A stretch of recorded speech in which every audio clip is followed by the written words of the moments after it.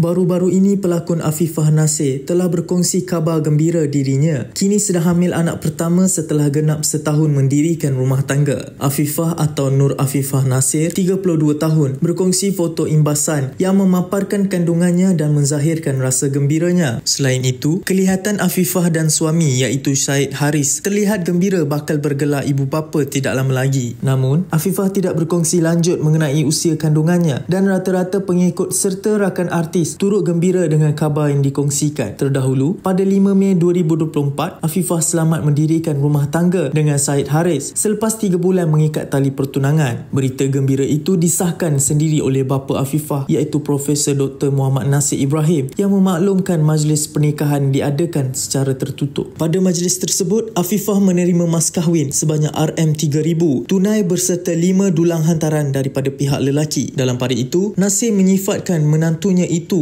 adalah lelaki tepat buat anak perempuannya kerana mereka mempunyai keserasian yang sangat baik. Jangan membuat sebarang spekulasi yang boleh mencetuskan kontroversi. Apapun, semoga fasa kehamilan Afifah dipermudahkan dan terus maju dalam kerjaya yang dibina.